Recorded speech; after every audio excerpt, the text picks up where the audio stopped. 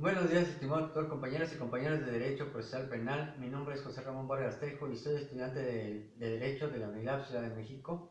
Mi matrícula es MX 003191 y quiero agradecer a todos mis tutores por todo su apoyo y comprensión durante este curso. Ahora bien, con respecto a este proyecto integrador referente al caso de homicidio de una persona, en la que yo seré su abogado defensor bajo los principios del proceso penal y de continuidad con sus diferentes etapas que son etapa inicial de investigación, etapa intermedia, etapa procesal judicial. Yo especificaré primero lo siguiente. Una vez analizados los diversos factores que regulan las conductas y sanciones de las personas dentro del derecho, a través de sus códigos penales y de procedimientos, es el momento de analizar la fase procesal a seguir para que el Código Penal funcione adecuadamente a través de los órganos jurisdiccionales, como lo son el sistema penal, que fueron diseñados especialmente para combatir todo tipo de delitos sobre la base del derecho, y que asimismo el derecho procesal penal, con sus normas jurídicas del derecho público intermedio,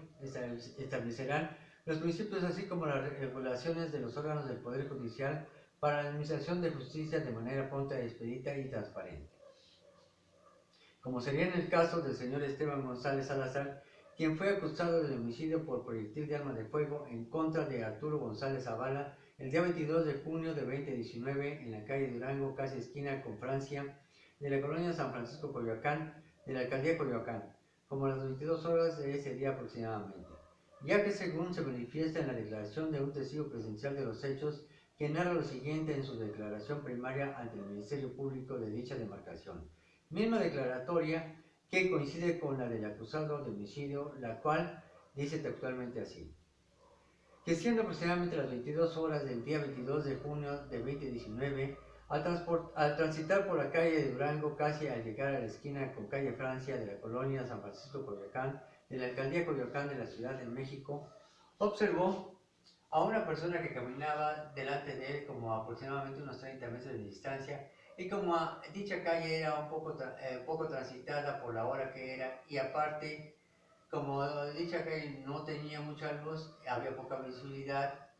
alcanzó a ver que un sujeto salía de un árbol con algo que empuñaba en la mano derecha y que alcanzaba a escuchar algo que le decía a la persona que iba delante de él, y que lo empujaba y lo replegaba contra la pared y le exigía algo. Cuando de repente un vehículo dio vuelta de la calle Francia a la calle Durango, y que fue el momento en que el agresor se distrajo por un momento y la persona acosada vio la oportunidad y al forcejear con el sujeto intimidante para quitarle lo que traía en la mano, con lo cual lo amenazaba, escuchó un disparo de arma de fuego y vio como una de las dos personas caía al suelo y la otra persona solamente se le quedaba viendo, por lo que se acercó al lugar de los hechos para preguntar lo ocurrido y así mismo a ver si podía ayudar en algo. Y le comentó el señor Esteban, que así se llamaba según le dijo, que dicho sujeto salió de entre el árbol con una pistola y que lo amenazaba de muerte si no le entregaba lo que traía, y que al ver al coche que salió de esta calle y en la dirección del ladrón,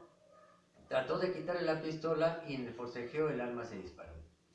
Y entonces fue cuando el sujeto cayó al piso. Entonces procedieron a llamar a la ambulancia porque todavía respiraba esta persona y se quejaba. Pero cuando llegaron los paramédicos y lo revisaron ya había fallecido. Asimismo, tuvieron que esperar a la patrulla y a los servicios periciales para el levantamiento del cuerpo y posteriormente trasladarse a la alcaldía de Coyoacán para rendir su declaración ante el Ministerio Público sobre los hechos ocurridos y de esta manera deslindar responsabilidades. Por lo consiguiente, el señor Esteban González Salazar, de 35 años de edad, casado y con dos hijos pequeños, y dedicado a laborar como jornalero en el taller mecánico del rumbo de Coyoacán, me solicitó fuera su abogado defensor por ser acusado de delito de homicidio por disparo de arma de fuego en contra del señor Arturo López Zavala, quien consta en una identificación con fotografía que portaba el hoyo occiso,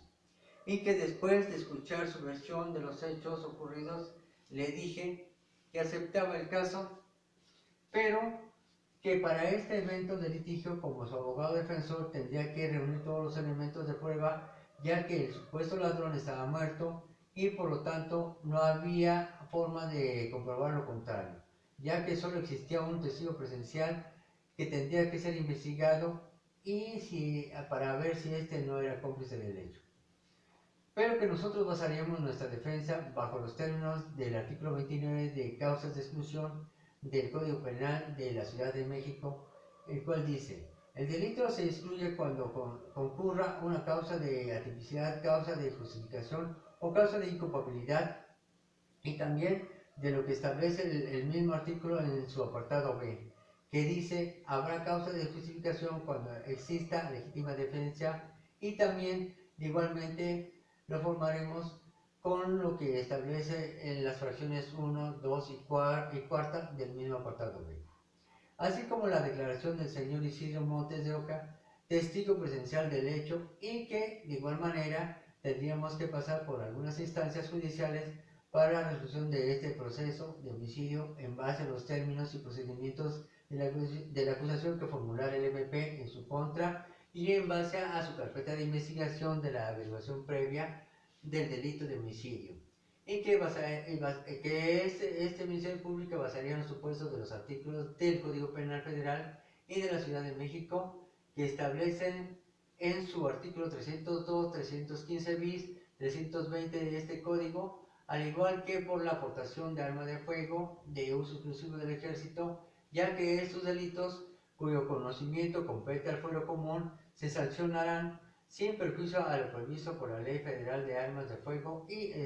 Explosivos de aplicación federal en lo que concierne a estos objetos, así como a lo que juzgue el artículo 160 del Código Penal Federal.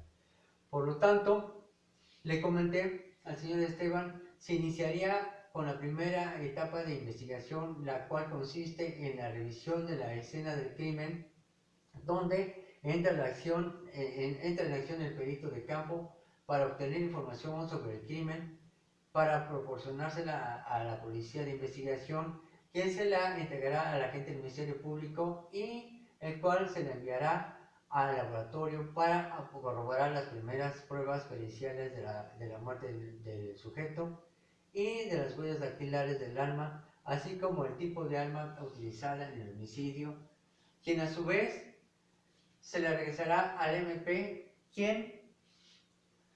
la reenviará a la policía nuevamente de investigación para la integración de la carpeta de investigación y la recabación de pruebas que sustenten el homicidio, las cuales se le regresarán al MP con la confirmación de pruebas de la línea de investigación y para que se solicite la vinculación a proceso del inculpado y se ejerza la acción penal en su contra. Pero antes tendríamos que pasar por una audiencia inicial ante un juez de control, donde estará presente él como imputado del homicidio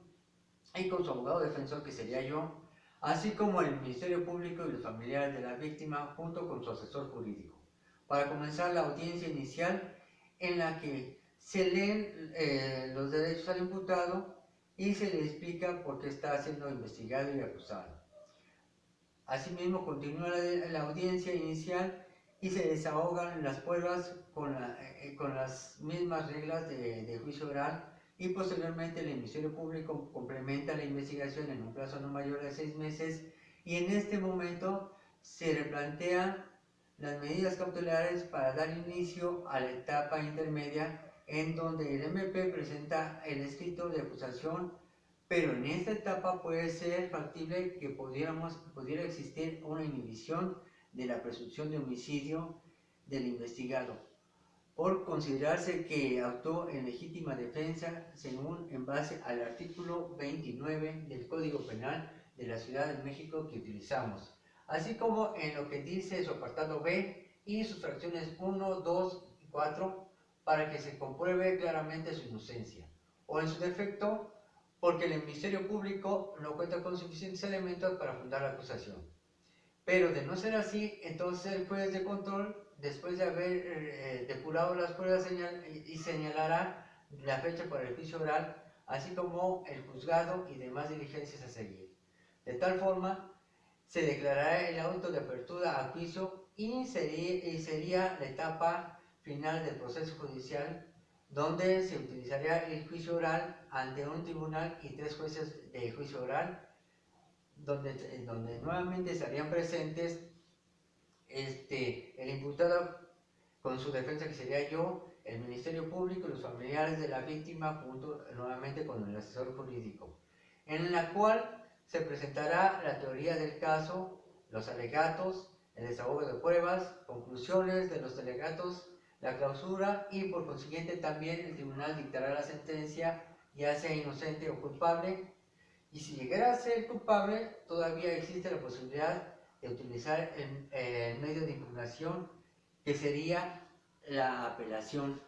y que un tribunal superior resolverá dando paso a la revisión del caso, en donde se podría modificar la sentencia de culpable a inocente, dando por concluido el caso y el imputado puesto en libertad. Para terminar diré que el conocimiento adquirido durante este curso de esta materia de Derecho Procesal Penal me ha dejado una nueva experiencia en mi vida personal y profesional, ya que conocí y aprendí más de sus diferentes etapas, y que todo esto que vimos nos va a servir de mucho a nosotros los estudiantes de Derecho para la resolución de problemas en los casos difíciles que se nos presente como futuros abogados defensores de los derechos fundamentales de los seres humanos en las diferentes sociedades, tanto nacionales como internacionales de un país. Por su atención, muchas gracias.